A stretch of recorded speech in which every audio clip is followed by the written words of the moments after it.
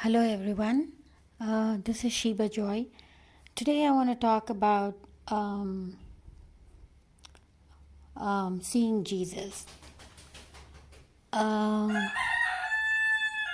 that's my rooster again. So, um, I saw Jesus 4 times. I said in my previous message, and I described how Jesus looks, and also I saw like other Bible characters uh, and heaven, the way it's made. And it's not just me, but many years, and since many years people have been seeing in visions and dreams, and I saw too. I don't know if could be sorry about this. I don't know if that could be a translation or seeing in a vision, but I saw heaven and I was right there, and I saw. So I said this all in the previous message, but today I want to talk about um, Jesus, seeing Jesus 4 times, and the first time that I actually saw Jesus was when my brother Albert passed away, and it was very shocking because he was very young. He was in his late 20s, and suddenly he passed away, and I really couldn't take that. His death, it was a great shock for me, and I was mourning, and I was not even like in the country to uh, see what happened and all that. But anyway, I was mourning a lot, and I really felt sick for almost like 2 months. And then I couldn't even like take my daughter to school, and it was like the church and friends who actually took her to school, and I was really, really very sad and very, very uh, in really bad shape about the his death, because it was very close to me. He loved me a lot, and I loved him a lot, and it was just very devastating. But anyway, in that time when I was grieving a lot, I was extremely sad. I saw Jesus, and he came. He sat beside me, and then he talked to me for 1.5 hours. That was the first time that I saw Jesus, and he looked so magnificent. He looked so like royal, yet so humble, and so magnificent, but also so down to earth. I mean, when you go to the prime minister, or when you go to chief minister or any other minister, you're just awestruck by their aura. And Jesus, being the King of Kings and Lord of Lords and the Savior of the world, and He is God. When He comes down and meets with you, it was, to me, it was more like a friend. It was more like a father, and more so like a very, very like close dear friend. So he came, I saw him face to face. He sat with me, and then I was asking him questions about mainly my brother, and he said few things, and then we were talking for quite like long time, and then it was just like, and then I forgot about, like, the sad part. Like, I think the first 10 minutes, I think I asked Jesus, and I was grievous about my brother, but then later on I just forgot, and then we started talking about so many things. Like, Jesus was talking about heaven, Jesus was talking about the earth and the people, and then how much, he loved the just and the righteous, and then how much he grieved when people sinned, and then were against his, and when his own creation was against him, some. So it was lots of things, like how a friend would relate about their experiences with their family, families and things like that. So I saw Jesus at that point, and then it was very, very close encounter. I saw him in like full form. He was wearing white and a blue sash, and his hair was all wavy and kind of like brownish golden, and and there was so much light radiating from his face. And then we talked many, many things. The second time that I saw Jesus was actually, when I went to see all the Bible characters in heaven, because I said I want to see them because I was so much interested in knowing about King David and Moses and Elijah, Prophet Elijah. So when I saw them, I was still not satisfied. So when I was looking around, then Jesus suddenly appeared beside me, and then he was holding my hand, and then I said, um, and that time he was wearing blue, light blue, and again, the same appearance. There was so much light, like I think a million zillion bulbs in the whole world would not bring that light, into a small room. So it was that beautiful. And then I saw Jesus, and he was holding my hand. Then I started asking him many questions, as usual. And then he was showing me some things in heaven, like how it's made, and what kind of rooms are there, what kind of mansions are there, and just the glory of God. I all the time when I saw Jesus, I really wanted to know more about him than the surroundings. I mean, I was, as much as to say that heaven was a real place. Heaven is a real place. Heaven is a beautiful place. People want to see that fully, but I just wanted to be around Jesus. I just wanted to like know more about him. I just wanted to know the glory that he carries. So it was I was asking him and looking in his face, and then I asked Jesus, I said, you know, Jesus, where, like everything is here, but they say that, but I know that you're God and it's written in the Bible, but I can see your throne. And suddenly he appeared to me sitting on the throne, which was quite far off. And I was kind of little downhill on a plateau, I should say, not a downhill, but he was on the throne, and he was looking, I mean, I saw Jesus in so much glory. I mean, when John saw Jesus, he fell face down, it says in the Bible in John. And I saw Jesus, and he had a beautiful crown with so many brilliant, precious stones, and turquoise, like turquoise, diamonds, and rubies, and emeralds, and it was bright red. I mean, that color of stones, I don't even think we have found them in our mines in the earth. So it was like extremely vibrant, beautiful colored stones, precious stones, and diamonds, and the gold was like the purest form that I can't imagine. I mean, now I can imagine. I know what gold looks like, but when I see in the shops, it's not that. So and then I'd be thinking, I saw the real gold. I mean, this is not even that. So, but when you see even in heaven, the roads and the mansions are made of gold, but it was not even that gold, because it was the crown of Jesus. It was the crown of God. It radiated different. It had magnanimous look. It was a pure metal. It was like as if light was shining through that crown, as if like, like how we decorate during Christmas with all the lights, right, near the manger.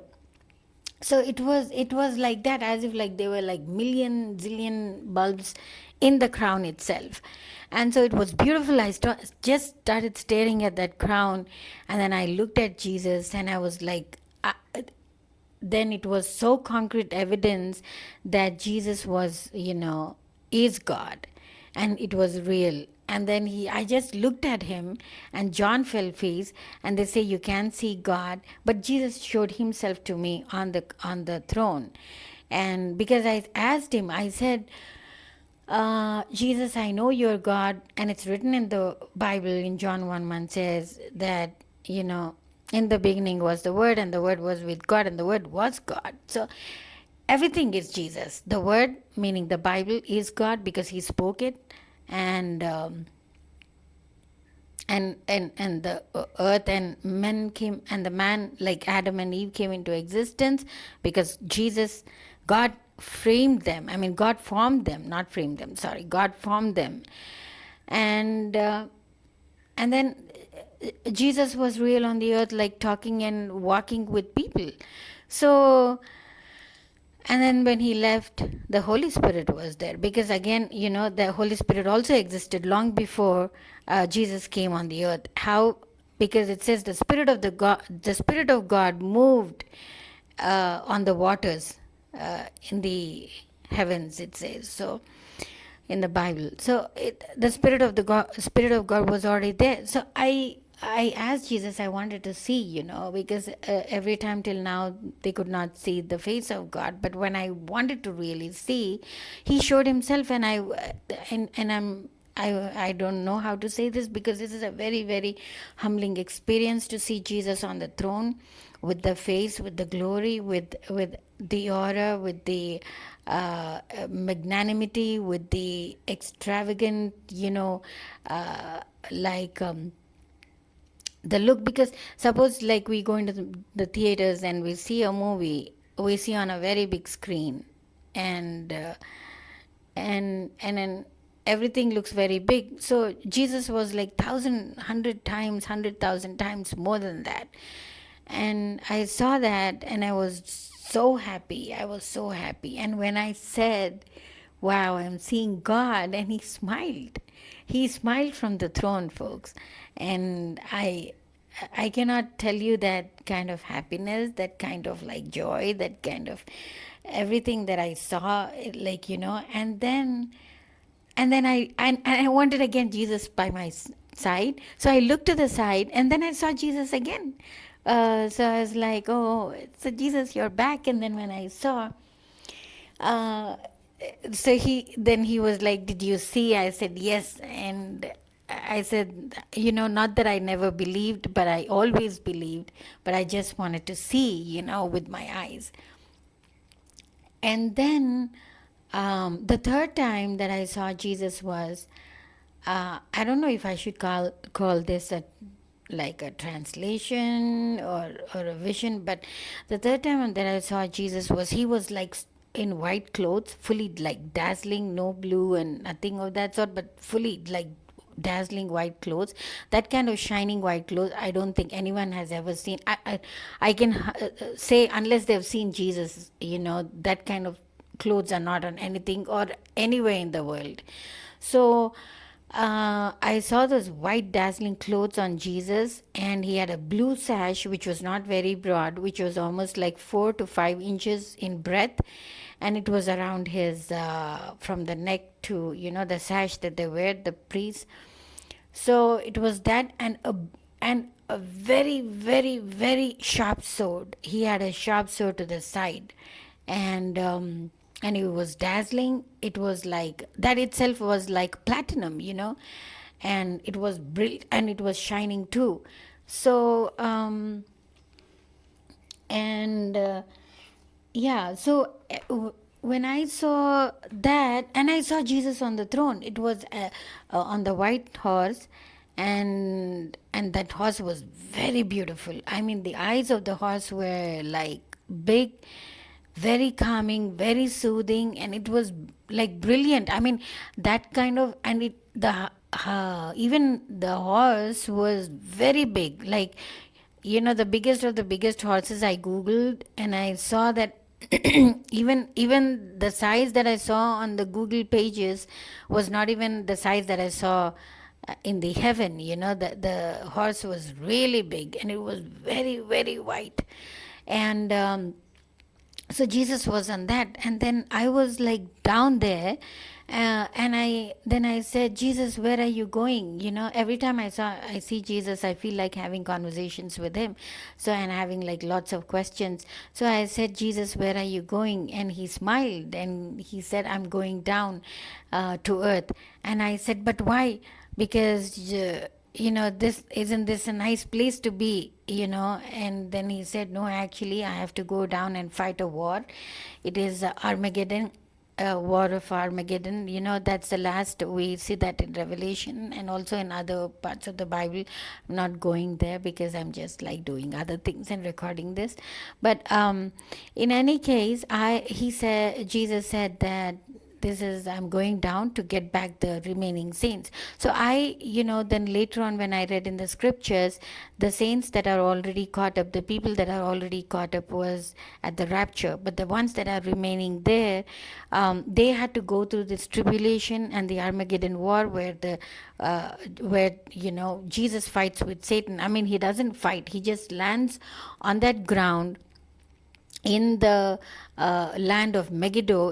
It says in the Bible, I think it's in the Arab or somewhere, I'm not sure, but in that land he comes down from heaven, and he fights in the region of Megiddo. And the Armageddon war is so severe that when he comes down, till then there'll be lots of people, real people, like from all over the world, many on Satan's side, few on Jesus' side, fighting and then killing each other, and there'll be a lot of bloodshed, and Satan will be like, knocking them out as if they were ants.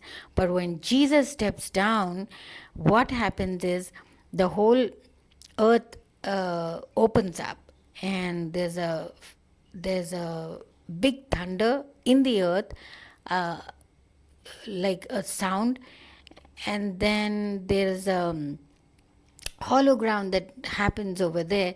And as soon as Jesus steps down, I saw Jesus, like when I saw that he was going down, and I saw that he said, you will, I saw that his eyes were blazing with fire. When he talked to me, it was the kindest eyes. But when he went down on the earth, his eyes were blazing with fire, and there was so much of like yellow. Actually, you could see fire coming out. You could see fire coming out from his eyes, if I can describe that. But it was flames, in his eyes, and he had this white sword, and even the horse's eyes turned red, and they were turned blood red and also golden, like fire. And the minute he stepped on the earth, the war was over. Satan was defeated. I mean, Jesus doesn't have to fight, that is the power of God. We have to understand that Jesus' power is the power of heaven. And Satan's power is only the power of the earth. Why? Because he rules over here. He fell from the heaven, um, to rule on this earth, taking the powers, a little bit of powers that he has on this earth. So whatever those powers are, we magnify it and give him all the higher range of things, but that's not the case. He's already defeated, and that's why he fell. Things which fall are defeated. Things which are not right are defeated. Things which are negative are defeated. Things which are wicked are already defeated in the eyes of God, and that eyes have the power. So I saw Jesus with that kind of the minute he stepped, there was nothing like he took out the sword, he fought with the Satan, like how we see in movies, the villain and the who is the actor, no, the villain and the actor, I think. So the way they fight, it was not like that at all. He just landed on the earth, he just stepped on the earth.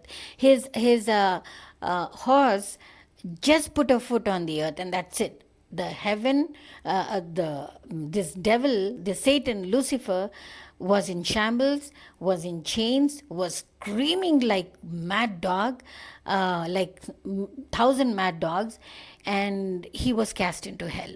So I saw that, and then I realized really our God is so powerful that we don't even give him, I think, 1 millionth of the power that we think he has. So that is really bad. As I said, people, uh, wickedness is not, doesn't have any power. Filthiness doesn't have any power. Sin doesn't have any power. People don't have any power if they're in sin and they're serving Satan. But the people who serve God, who serve Jesus, they have the ultimate power. They have the most power because, we'll be partaking of him. And so I saw that, and then and Jesus was so sad. Like when I asked him in heaven about going down, he said, I have to bring them back because his heart yearns for his creation. His heart feels very sad when people go astray and do wrong things. And so his heart was yearning, and he just said, I have to go and bring them back, Sheba. I said, I was I was just taken at that compassion. The compassion that he had for people just moved me to, like, I don't know what to say, but it just like broke my heart, because it says, break your heart for what breaks God's heart. So I had that, and I saw Jesus, had so much of compassion, and I saw that, and he wanted to bring these people up, and he told me that, and then he went down, and then, everything, the war happened. That was the third time I saw Jesus. And the fourth time I saw Jesus was, um, I was very um, kind of like, I was just meditating. I mean, I was just praying, and there were a lot of things that were happening when I came back from US. Then I was facing a lot of attack here, and my mother was being hospitalized many times by the other people, and I was very grievous about that. And at that time my mom was hospitalized by them, and in Olive Hospital, and I was really sad. I mean, very sad as to how things were going on, because again, for the little bit of property we had. So that was very sad, and I really didn't understand what was going on with me, because it was just very bad, very bad. And anyway, not going into those things, because Jesus is the victor. He gives us victory, through all our problems and solutions. If only, folks, really, even I get discouraged many times, not just sometimes, but many times. But when I think of these visions, when I see the power of God just defeating Satan, oh my God, that power is like not even exhibited in the earth or seen in the earth 1 millionth of an inch, I think. So that is the God we serve, and we have to really revere him, take him in awe, understand him fully who he is, because he's like everything. He's everything. Like, he's a compassionate God, he's a kind God, at the same time he's a zealous God. Zealous meaning, it's not jealous. Jealous is different from zealous. Jealous is a negative word. Like, you can say the husband feels jealous for his wife when she talks to other guys, or the brother feels jealous about his sisters when they go and do all kinds of things. So but zealous is, he knows that we are his, and he doesn't want us to be destroyed. That kind of love he has for us. So that is zealous. It's not jealous, it's zealous. So, and also, the way you can define it is when you see like when everything is perfect there, there is nothing wrong, but at the same time there's lots of protective nature from God. So that is also zealous. You can google the word for it, zealous. I'm not going to do that now. It's actually midnight right now for right now. So anyway, I felt like, talking about Jesus.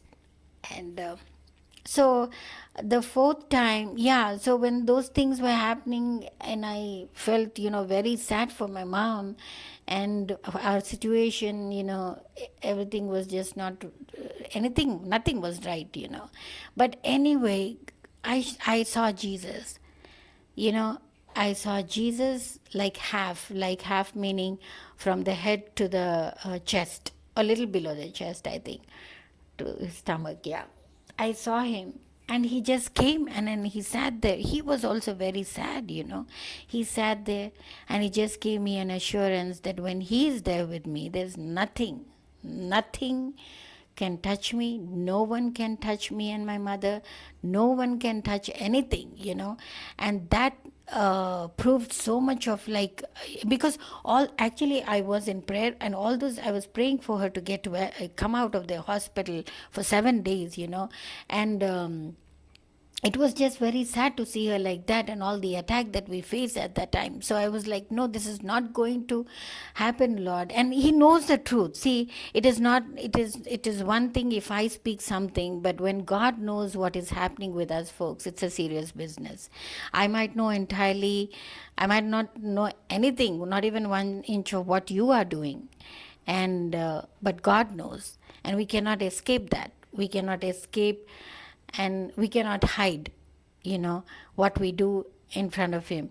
I might not know you, but he knows. So when I put my problems, when I put my troubles before him, when I say that you're all powerful and you're there for me, he really shows up. He does, because it is at this point where I felt very lonely, very sad, very no support whatsoever from anyone. So it was then I saw Jesus coming and just sitting there, and he was also very sad. That made me actually even more sad to see Jesus sad. And he saw me and he said, "Don't worry." He said that verse he told me with, "I'm always with you till the end of age." So that assured me, and when Jesus is with me, I nothing, as I said like before, nothing can happen, no one can touch, no circumstance, no wrong, bad, wicked, nothing can happen. So my trust and hope is in him, and he expects us to have that, because he created us, and that's his quality. So when he created us, that's an image that we need to carry too, and that's a quality we need to carry. So he was there assuring and said nothing's going to happen, and I just felt the presence of God so good. I just again saw him, and he smiled, and he didn't smile, but he was sad. He was looking down at me. He was little up, like it could be like he was little up on the chair, and I was uh, what do you call, I was sitting, yeah, I was sitting actually on the floor at that time. And so I saw him like little elevated and only half bust, and then he showed up. So these are the 4 times that I had encounters with Jesus, and it was as real, because it was as if someone like someone in the room, it was like a real person in the room. And that's what happens, because sometimes, when I doubt my own visions or translations, and then he gives me this verse, he gives me this incident where Jesus, after resurrection, he went into the room where all the disciples were feeling very sad, and he went there, not as a spirit, but in body. And he said, "I'm hungry. Do you have anything for me to eat?" So that was very real. And first, and Thomas comes and, touches his hand, saying that it could be a demon, it could be a spirit or demon or anything. But he says, "No, I am that I am." And so it was physical, it was like Jesus was right there. So I saw Jesus like that 4 times, and it was really and out of this world experience. It was out of this world. Uh, I don't know what to say, because even now, right now, I'm feeling very um, hallelujah. Yeah. So um, yeah. So Jesus was just, I saw Jesus 4 times, and it's a beautiful um experience. Um, and as much as he created me, as much as he has hold on me, as much as he has his life in me, and as much as he has his spirit in me, I feel daily that I'm, getting closer to him, drawing towards him, to do the, good works that he commissioned me to do, and preach about him, and just show him to the world as he is. It's when they say God of the Bible, 100% it is true. But when it comes as a revelation to you, when that God of the Bible, when Jesus comes to you personally, as if like you're the other people that you can see and talk and touch and feel, it's the same thing. When you can see Jesus in that level, in that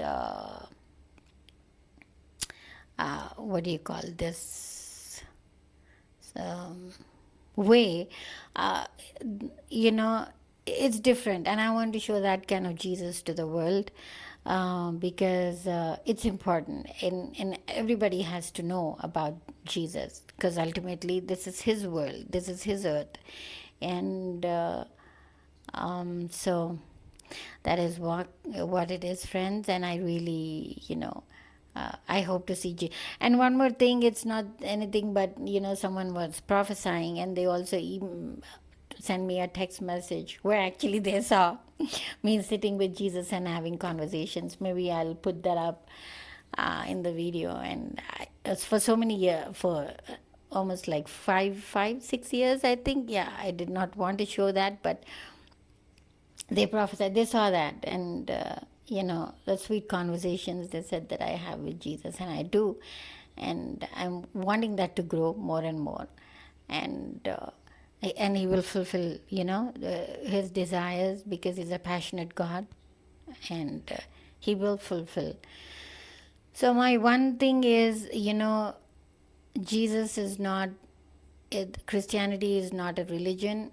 It's a spiritual, faith-based walk with God, knowing God, uh, uh, and having a relationship with God, and that is Jesus. So let's strive to bring souls into his kingdom. And my mother used to say this famous thing, let's make Jesus known to the world. And let the world know Jesus as he is.